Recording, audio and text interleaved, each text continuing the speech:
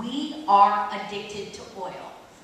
Everyone in this room, look to your right, look to your left. Everything is here because of oil. And now we are facing the next epic of our existence. Sorry, I'm platforming here. But the next epic of our existence where we have massive energy demand, massive population growth, and depleted resources. So because of this, we actually have to figure this one out. This is the 11th hour and we have to do it. And I just feel like we need to come together to solve the problem. Well, that actually kind of segues into my last question before I turn to Matt for a second, which is I couldn't help but notice that in terms of the kind of demographics and the cultural kind of persona of the old Wildcatters, they tended to be primarily older white men with a certain kind of blustery bravado about them. And then the new Wildcatters, who are going to help us with this energy revolution, seem to be a more diverse group, but also a kind of more geeky, nerdy group. In some sense, self-proclaimed. They're in Silicon Valley. That's Right. for the new Wildcats. So what I'm wondering is, do you think for the new energy revolution, we need more bluster and bravado? Or is geek chic now enough? I personally think geek chic is enough, but no, I think that's the whole point is like, and this is a good segue to Matt, like I asked this oil guy one time, I said, listen, you're potentially going to lose millions of dollars on this big fine you're working on, this was blackjack or something like that, and it was millions and millions of dollars, and I said, this is a huge risk, huge money, and you might not hit, but you could build some solar panels or drill some geothermal, build some solar panels or some windmills, and you know what your return's going to be. And his answer was, but I'm an oil man. So I think, and what I was trying to do with the film, it's that mentality of people. You have to love these guys. They take big risks. I think in the new frontier of this energy revolution, we are going to have to take some big risks. We're going to win some, we're going to lose some. You know, algae's either going to be a serious player in this. It's not going to be. We have to investigate, and that's what it makes America great. So I think we need both. So Matt, when the Shah of Iran visited the U.S. in 1969 for Eisenhower's funeral, apparently he offered to sell the U.S. 1 million barrels of oil a day for 10 years at the price of $1, and apparently we turned him down. Now last year, when the Environmental Protection Agency was asked to do an economic analysis of Waxman Markey, the climate bill, they reported that in 2030 the price of gas will only be 25 cents higher than it is today. We were apparently deluded then. Are we deluded now? Oh, absolutely. We're still giving oil away.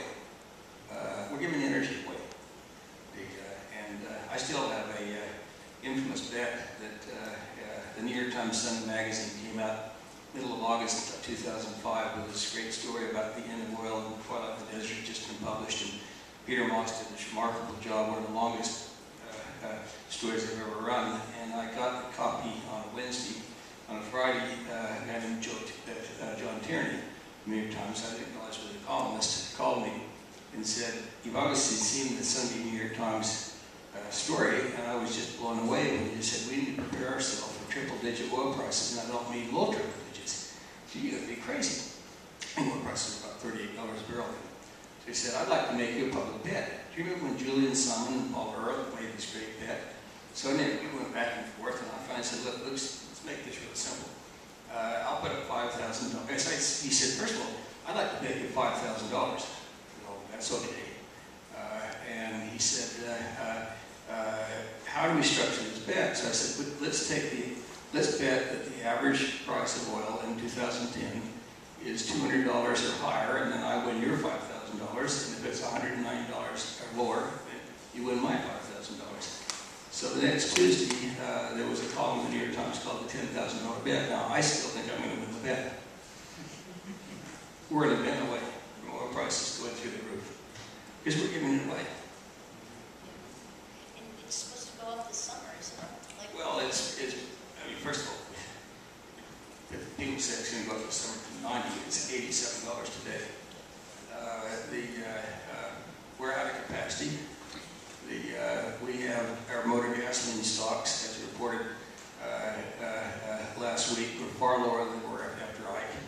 So if we can get through this summer without a gasoline shortage, I think we'll be remarkably lucky.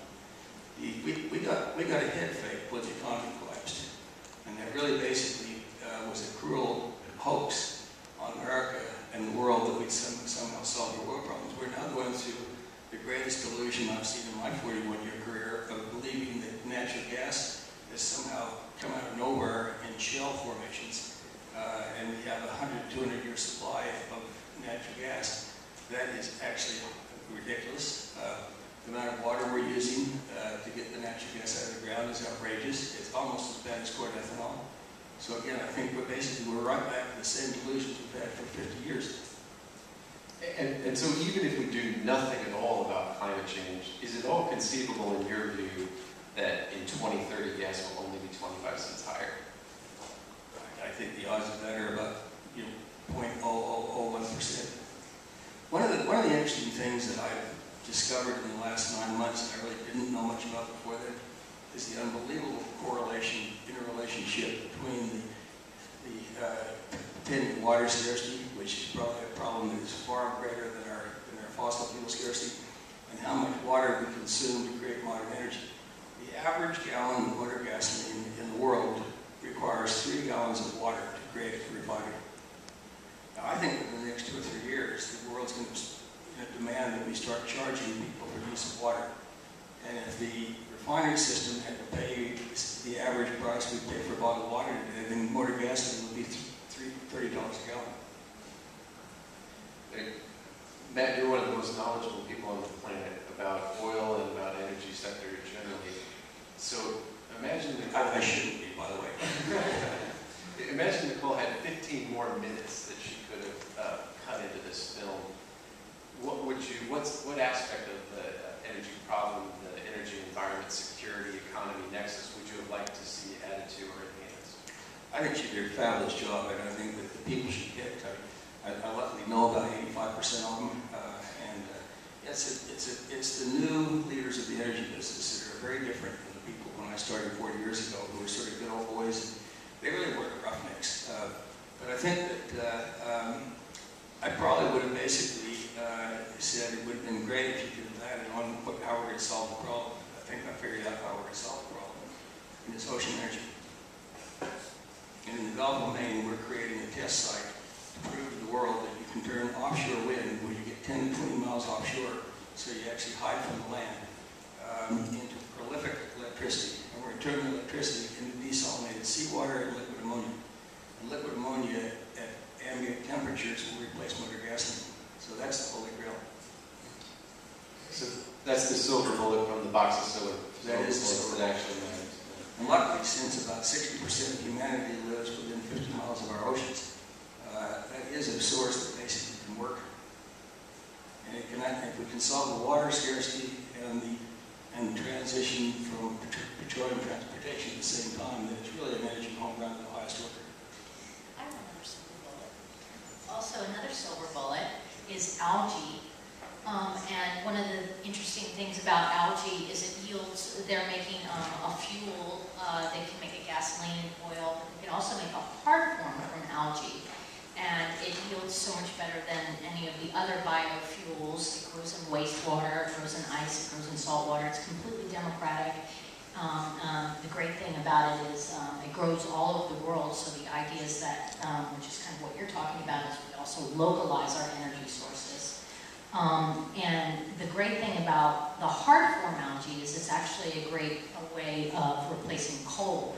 It can burn in our existing coal plants, and it does release the CO2 when it burns, but in order to create an algae production plant, you actually have to inject that CO2 into the algae. It's a full-scale cycle, and so and that CO2 is absorbed by the algae, and then you refine the algae and you make your fuel and your hard form coal.